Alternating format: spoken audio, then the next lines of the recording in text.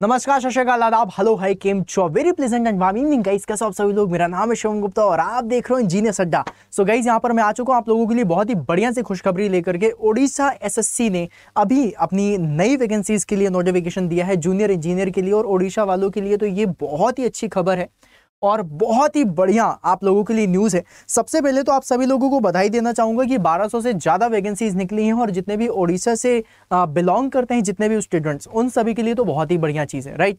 अभी आप लोगों को कुछ चीज़ें इंपॉर्टेंट हैं जो मैं अभी आप लोगों को यहाँ पर बताऊंगा। सबसे पहली चीज़ तो आप लोग ये देख लीजिए कि जो आप लोगों को ऑनलाइन रजिस्ट्रेशन है वो शुरू हो रहा है 11/11, दैट इज 11 नवंबर से, और ये चलेगा आप लोगों का 10 दिसंबर तक। दूसरी चीज़ आप लोगों को बता दूं, जो फाइनल एप्लीकेशन फॉर्म है ना, वो भी आपको 10 दिसंबर तक ही आप लोगों को सबमिट करना है। तो पूरा 1 महीने का टाइम है जिसमें आप यहाँ पर इसमें फॉर्म को भर सकते हैं। कहाँ पर भरना है फॉर्म देख लीजिए, लिखा हुआ है ossc.gov.in पर जाकर के आपको फॉर्म भरना है। पहली चीज हो गई। दूसरी चीज, अब यहां पर आता है कि भाई साहब वैकेंसीज कितनी हैं, तो 1200 से ज्यादा वैकेंसीज आपको दिख रही हैं। Most of the vacancies civil के लिए हैं, मतलब सिविल इंजीनियर्स की। तो भाई साहब जबरदस्त दिवाली बनने वाली है, राइट। बिल्कुल चीर देना, फाड़ देना, लिख करके आना इंजीनियर, चाहे वो पब्लिक हेल्थ डिपार्टमेंट हो, चाहे वो आप लोगों का म्युनिसिपल डिपार्टमेंट हो, टेक्सटाइल हो, पंचायती राज हो, वाटर रिसोर्सेज हो, one of the best department कहलाता है, right. And director of fisheries हो या फिर टेक्निकल एजुकेशन एंड ट्रेनिंग, ये बहुत अच्छा डिपार्टमेंट है, इसमें बहुत कुछ नया सीखने के लिए मिलता है। ये अभी आया भी नया है।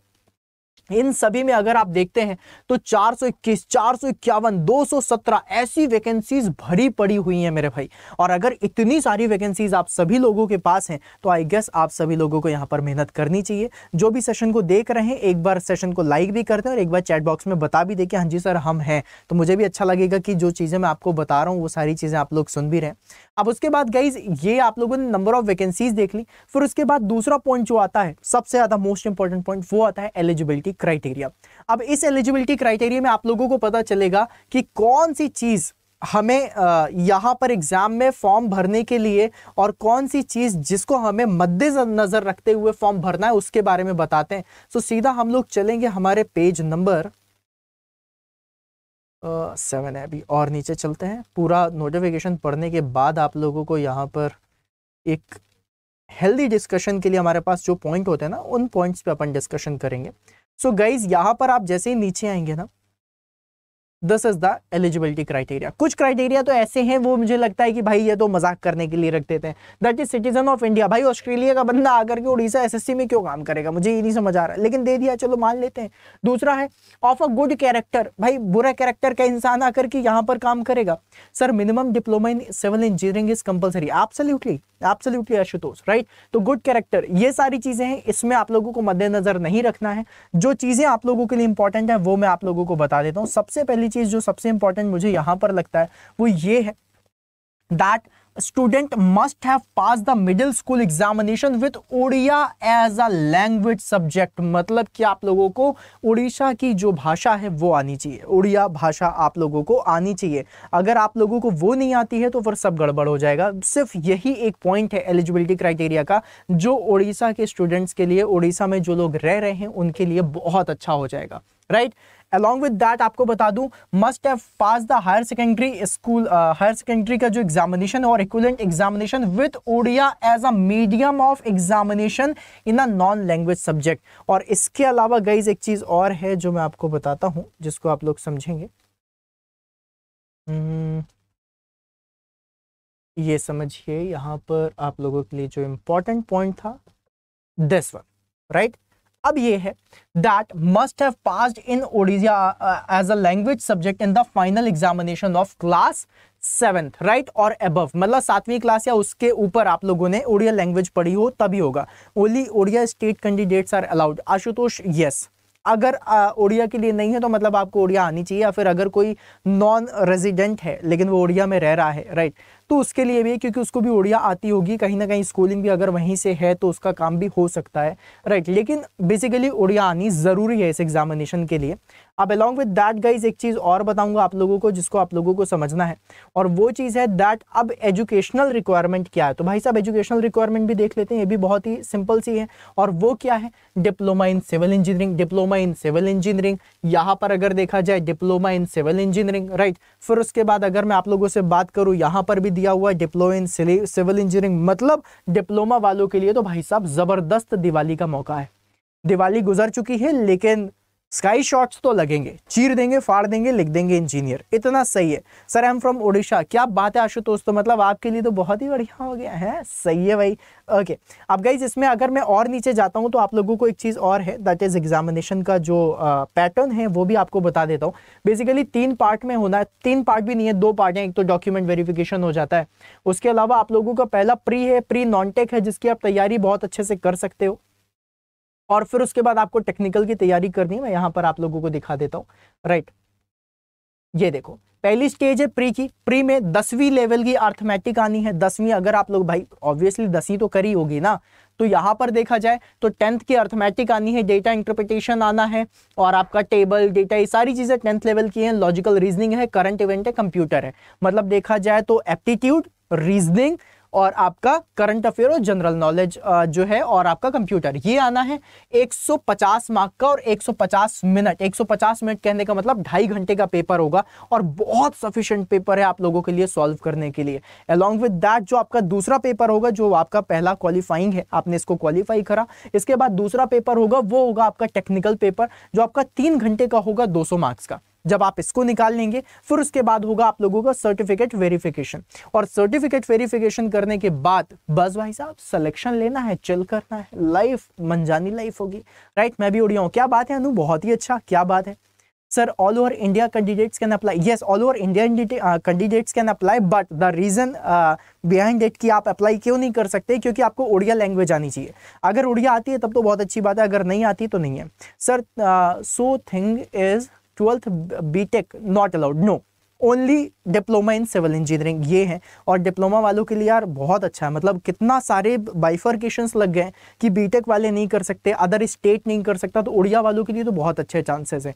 अब गाइस जब आप लोगों के पास इतने सारे चांसेस हैं तो आप सभी लोगों को बता दूं कि तैयारी बहुत अच्छी रखना, क्योंकि मौके हर बार नहीं आते, और जब भी कभी मौके आएंगे तो बस बिल्कुल चीर देना, फाड़ देना, लिख देना engineer. Most of the student जो मुझे दिखाई दे रहे हैं वो महापैक में भी हैं, राइट। रजत सर काफ़ी बातें करते रहते हैं आपकी, आरके सर काफ़ी बातें करते रहते हैं स्टूडेंट्स की कि भाई बहुत ज़्यादा सीरियस स्टूडेंट्स हैं, जितनी अच्छे से तैयारी कर रहे हैं। तो आई फील गुड कि कितना अच्छा स्टूडेंट का एक बेस है जो तैयारी कर रहा है, दैट इज़ गुड। जो आप लोगों ने मैकेनिकल में, सॉरी सिविल में जो आप लोगों ने डिप्लोमा और बीटेक किया हुआ है, तो डिप्लोमा वाले स्टूडेंट्स के लिए तो बहुत अच्छा है। साथ में आप लोग अभी एसएससी जेई की तैयारी कर रहे हो, अभी आप लोगों ने एसएससी आईएमडी की तैयारी कर रहे हो, उड़ीसा एसएससी आ गया, मतलब आप लोगों के पास बहुत सारे ऑप्शंस हैं। गाइस जब हमारे पास ऑप्शंस बहुत सारे होते हैं तो उसके लिए तैयारी भी अच्छी होनी चाहिए। आप लोगों को सिर्फ एक पॉइंट बताऊंगा जिसको आप लोग आगे लेकर के जा सकते हो। पॉइंट ये वाला है कि अगर अभी पढ़ाई होगी क्या, बिल्कुल बिल्कुल पढ़ाई होगी रोशन, जरूर पढ़ाई होगी। अगर आप लोग सॉम एफएम पढ़ रहे हो तो सॉम एफएम के मेरे बैचेस चल रहे हैं, आप उसमें जा सकते हो। अलॉन्ग विद दैट अगर आप देखो तो रजत सर हैं, आरके सर हैं, आप लोगों को बहुत शानदार सी तैयारी करा रहे हैं। और उसके लिए गाइज आप लोगों को कहाँ जाना है, अड्डा 24/7 पर आप जाइए। अड्डा 24/7 पर यहाँ पर आप जैसे आप फर्स्ट वेबसाइट में जाएंगे आप लोगों को यहाँ पर मिल जाएगा ये ऑल कोर्सेज में जाकर के मैं सिर्फ एक ओवरव्यू दे देता हूँ, सिर्फ उन स्टूडेंट्स के लिए जो अभी तक कनेक्टेड नहीं है, राइट। क्योंकि बहुत सारे स्टूडेंट जो मुझे यहाँ पर दिख रहे हैं उनके बारे में तो रजत सर वगैरह बात करते रहते हैं, सो आई फील प्राउड कि चलो बहुत अच्छे हैं सारे स्टूडेंट। तो गाइज आप इंजीनियरिंग महापैक में ये जो है ना, ये बेसिकली रजत सर बताते, लेकिन चलिए उनके बिहाफ में मैं बता दे रहा हूँ, राइट। तो जो सिविल इंजीनियरिंग के स्टूडेंट्स हैं उन सभी के लिए बता देता हूँ मैं कि यहाँ पर आप जैसे ही जाएंगे ऑल कोर्सेज में क्लिक करके, अभी बस ये ओपन होता है, जैसे ही ओपन होता है मैं बताता हूँ। इसके अलावा आप लोगों के कोई भी डाउट हैं वो तब तक अपन ले लेते हैं।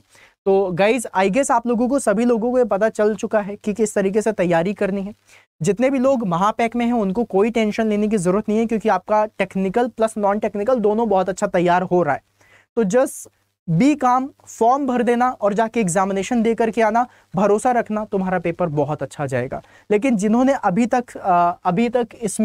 तक इनरोल नहीं किया है तो जाकर के इनरोल कर सकते हो आप लोग, राइट। अभी ये वेबसाइट खुल नहीं रही है, चलो कोई बात नहीं, अगर वेबसाइट नहीं खुल रही है तो मैं बता दूं अड्डा 24/7 पर जाना, और जाने के बाद आप लोगों को मिलेगा क्या, महापैक। आप महापैक में जाना, महापैक में आप लोगों को सिविल का महापैक मिल जाएगा, बस उसी सिविल के महापैक में खुद को इनरोल कर लेना।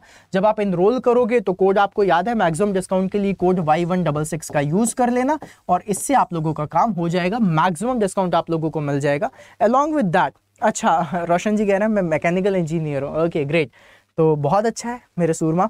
ओके, तो ये सारी चीजें आप लोगों को मिल जाएंगी और इसके अलावा और भी कुछ नहीं है। अगर आप लोगों को कभी भी कोई भी डाउट लगे, कुछ भी लगे, तो आप सीधा मेल कर सकते हो, सीधा पढ़ाई के लिए आप तैयारी कर सकते हो, इसमें जा करके कमेंट बॉक्स में भी बता सकते हो। और गाइज एक चीज और है जो मैं आप लोगों को बोलना चाहूंगा, आप लोगों के देखो चैट बॉक्स में सबसे ऊपर एक फॉर्म दिया हुआ है, Google form, right. Along with that आप लोगों को यही गूगल फॉर्म आप लोगों को मिल जाएगा डिस्क्रिप्शन बॉक्स में। उस फॉर्म में आप लोगों की जो रिक्वायरमेंट है, राइट, वो जरूर बता देना। क्योंकि यार देखो ऐसा होता है, अब जैसे कि फॉर एग्जांपल मैं आप लोगों से बात करूं, ठीक है, मैंने बोला कि आज आपको मैं खाने पे बुलाता हूं। अब मैंने आपको खाने पे बुलाया, लेकिन खाने पे मैं वो खाना खिला रहा हूं जो मुझे पसंद है, तो हो सकता है शायद आपको बहुत ज्यादा पसंद ना आए। लेकिन अगर मैंने आपसे पूछा कि आपको क्या पसंद है बताओ, मैं आपके लिए वो बनाऊंगा, तो आप तो और खुश हो जाओगे। एक तो खाने पे बुलाया, ऊपर से वो खाना खिला रहे हैं जो हमें पसंद है, तो आप बढ़िया पेट भर के खाओगे। इन द सेम मैनर ये जो गूगल फॉर्म है वो आपकी रिक्वायरमेंट को बताएगा और उसी रिक्वायरमेंट के बेसिस में हमारी पूरी टीम काम करेगी, जो आप लोगों के लिए वो सॉल्यूशंस लेकर के आएगी जिसके लिए आप प्रॉब्लम फेस कर रहे हो। तो इस फॉर्म को जरूर भर देना, चैट बॉक्स में फॉर्म है, उसको जरूर यूज करना। और फिर उसके बाद मिलेंगे अपन नेक्स्ट सेशन में। And all the very best and many many congratulations for all the students who belongs to Odisha, because वहां पर तो भाई साहब आप लोगों के लिए बहुत बंपर वैकेंसी आई है। All the best guys, bye bye.